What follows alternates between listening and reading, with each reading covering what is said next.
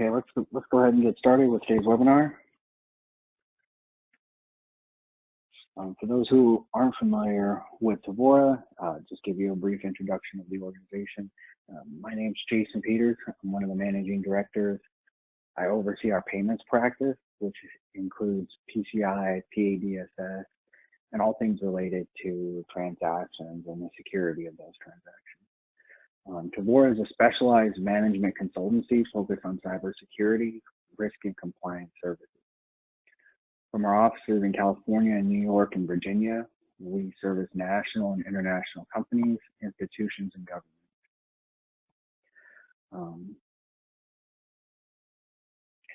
So today we're going to be talking about maintaining our PCI service providers during a crisis. And, you know, it's a challenge. It's one of those things where we usually have a program in place, but how do we adjust our program? How do we address things during a crisis? So over the next 30 minutes, we're going to talk about the obligations under the PCI DSS, understanding the implications of service provider reliance during a crisis. You know, what does it mean to be relying so heavily on a third party to address some of your PCI requirements or some of the compliance initiatives? Reviewing and managing your service providers. I get a lot of questions on this from clients, even outside of a crisis, is how do we deal with and ensure our service providers are doing what they're supposed to do? And then finally, I want to open it up for questions. If you have any questions, please type them into the corresponding questions area of the webinar.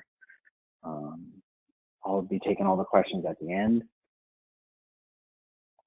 Let's jump in.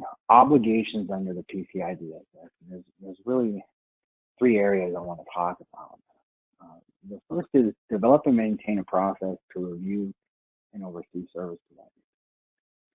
So when we talk about developing a process, we're really talking about documentation, creating a program within an organization. So you really want to have policies, procedures, your contractual language worked out. Usually organizations will use this as an addendum to any contracts they're going to enter into. And then you want to have a risk assessment methodology. How do we analyze our service providers to ensure that as we grant them access or we're offloading some of our compliance requirements to these service providers, that they're able to meet the risk appetite that our organization has laid out? Perform pre-engagement due diligence, and we're really talking about understanding the service provider's role. You know, on top of that risk assessment, how are we looking at our service providers? How are they going to impact our security? How are they going to impact the security of our cardholder data environment? Or how are they going to impact the overall security of our cardholder data? Are they handling the data for us? What's the implications? How could they impact our security posture? You know, you've outsourced your logging, you've outsourced maybe some of the other security functions.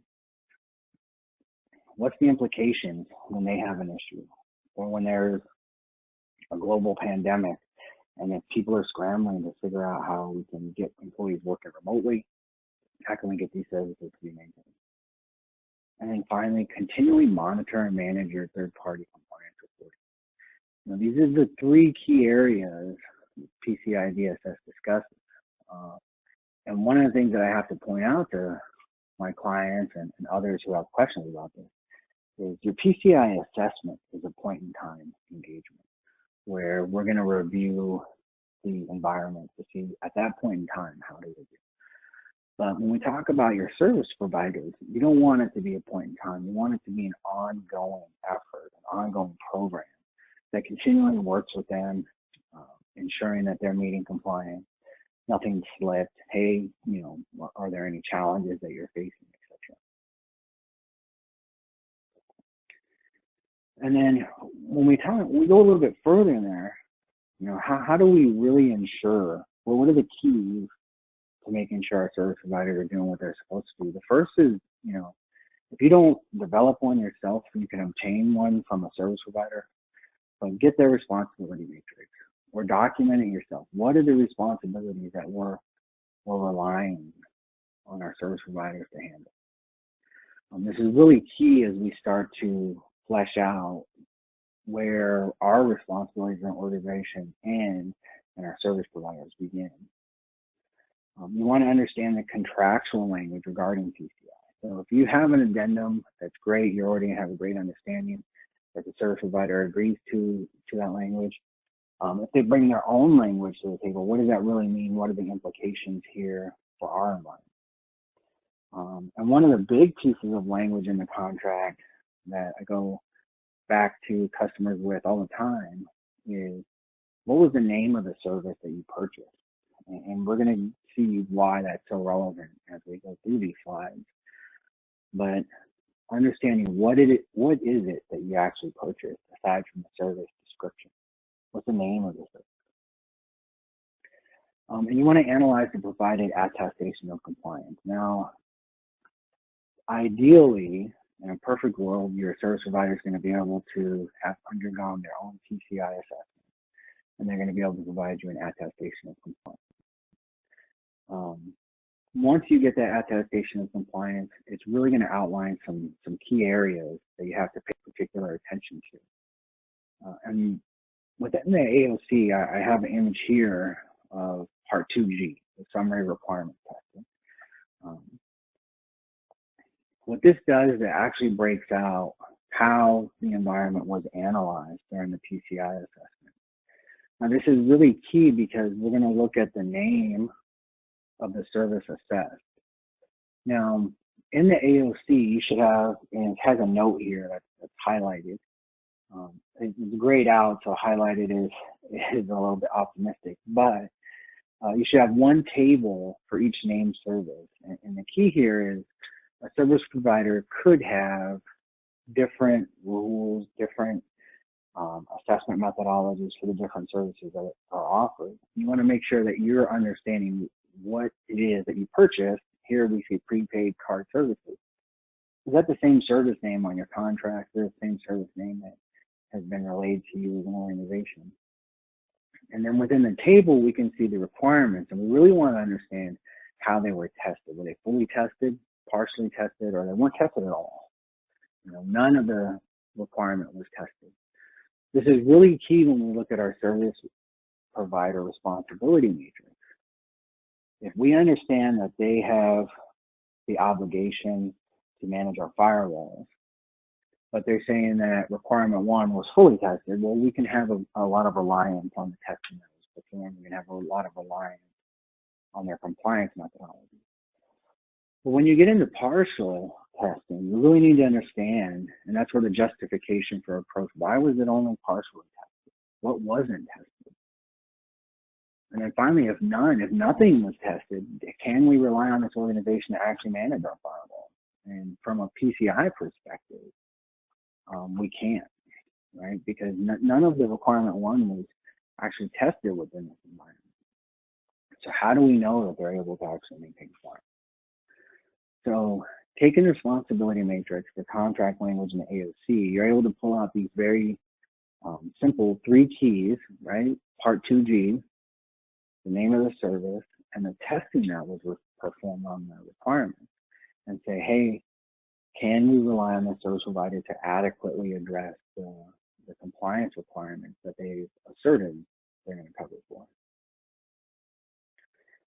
So that's the basics on service providers and really getting a grasp on where their responsibilities are. But during a crisis, we know that things change, things fluctuate. So we're going to look at 3 key areas here. Is the crisis won't negate compliance. So we want to scramble. We want to make sure we're doing the right thing. We're still going to be held to the same compliance requirements. Now, when I say compliance requirements and crisis won't negate compliance, that isn't to say that the banks won't grant you leeway on your reporting requirements. Reporting requirements and compliance requirements are different in the fact that your reporting requirements really are when do you have to demonstrate the ability to comply with the PCI DSS? When is your report date?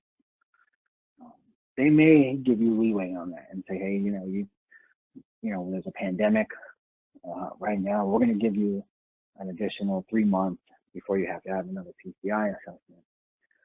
But that leeway is granted with the idea that you're still going to comply during that time frame. You just don't have to have a QSA or have somebody sit down and fill out a self-assessment question.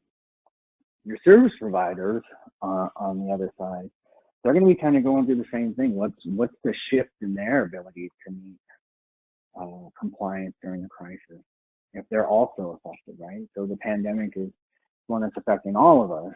How are they dealing with it? How are they able to comply? One of the key questions is your service provider required to shift their operation? And are you aware of that? Have they made you aware? Hey, we're taking our call center agents out of the physical location, right? Which is the right thing to do from a people and pandemic perspective. What are the implications there? How have they adequately addressed everything in your concerns? Is the service provider changing their processes to deal with the crisis in a way that deviates from the previously assessed environment? What are the implications there? Does that fit within your risk model? And understand their changes and strategies and how it impacts your business. One of the things that, I have two questions here is your organization aware of the transition of the call center agents to remote work? This one comes up a lot because we have a lot of questions. I just did a webinar on this for other people, is taking your agents and moving them into a remote environment. What are the implications there? And then the other question is your service provider failing services over to another country or location? And what are the implications for your data? Depending on where they're going to fail over to, are there different laws and regulations about your data? So these are things that you got to keep in mind, and questions that you should be asking as it fits within your risk model and risk appetite as an organization. So the implications are your service providers could be impacted as well during a crisis.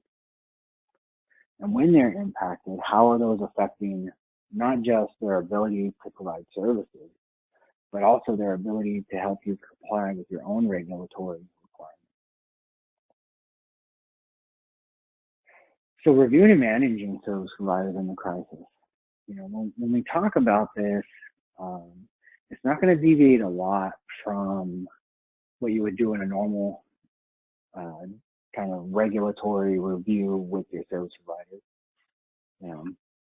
But there are some key considerations. The first is have a business continuity disaster recovery, have that BCDR plan in place that includes the analysis of third parties. Often we think of our BCDR, we look at our own organization.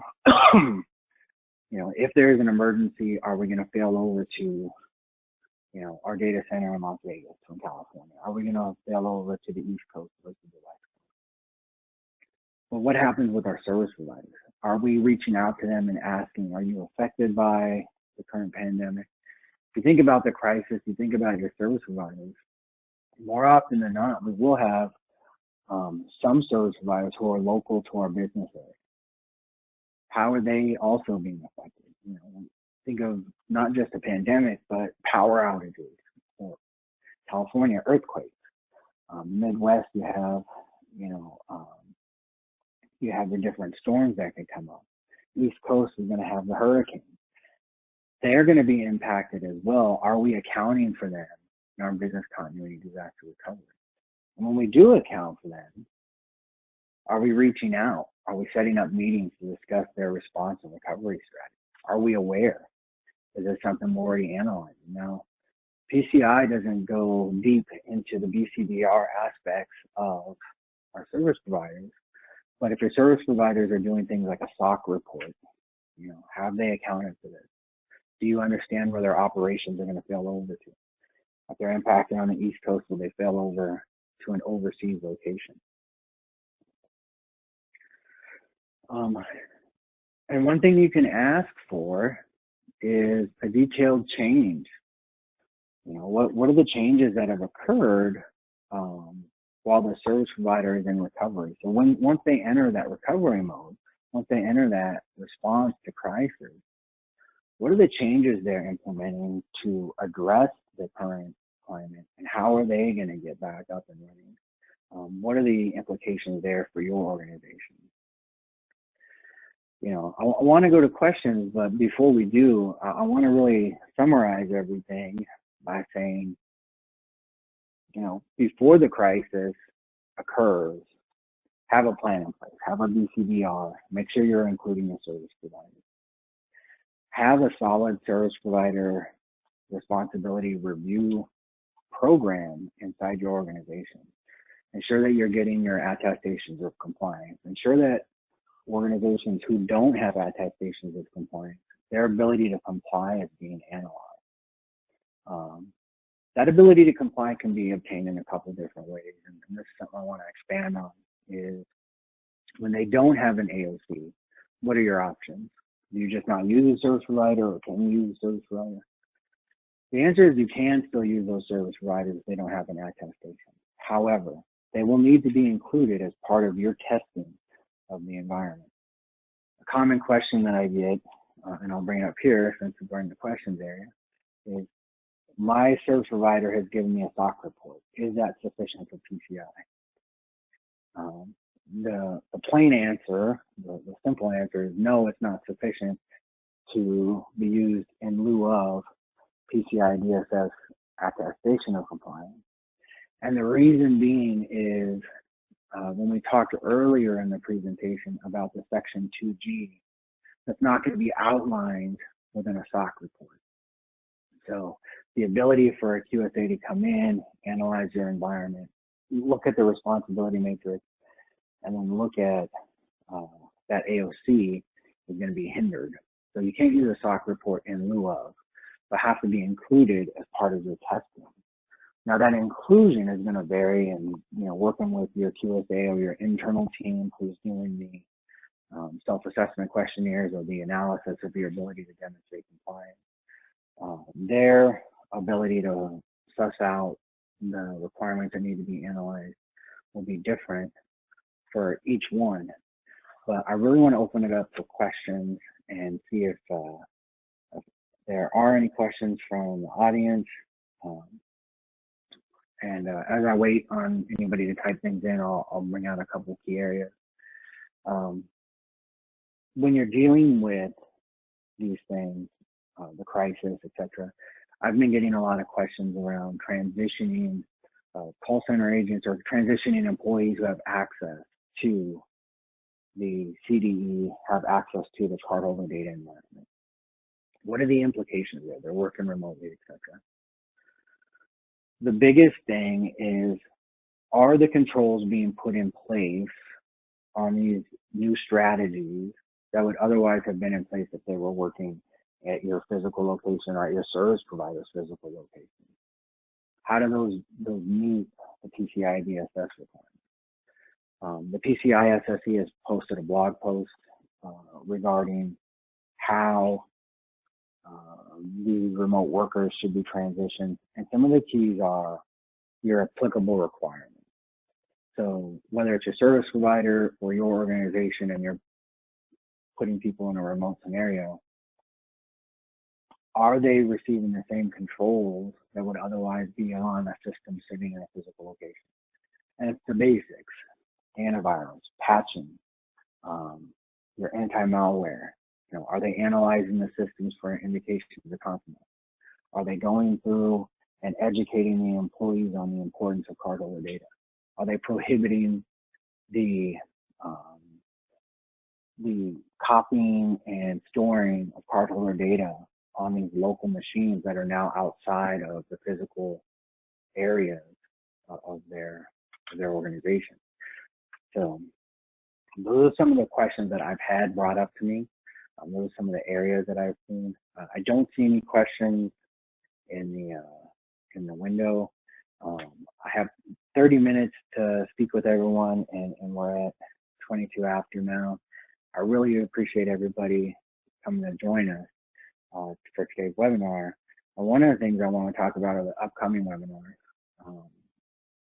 Some of the keys: purple teaming, work from home security training, BCP and DR. one of the things we talked about today was the business continuity, disaster recovery. How are you going to get back up and running? One of the key things I would say for PCI perspective, kind of outside your overall BCDR strategy, is make sure you're including your service providers, your third parties. They could be impacted just as much or more as you are. What are the implications there? And some of the things that you need to keep in mind are not just the people who are connecting to your environment, but the people who are providing data backup, data recovery, who are coming into your data centers, grabbing your backup tape. Are they going to be impacted? Do you have a solid strategy in place? What if we're impacted? Nobody can come to our business for 2 months to pick up our backup tape. How are we rotating and maintaining our backup securely in our data? Some of the other upcoming webinars: HIPAA, improving cloud security by implementing full stack security and visibility, data mapping, cloud ID management for Azure and ISO. I really appreciate everybody's time. I appreciate you sticking with the webinar. If you have any feedback, please let me know.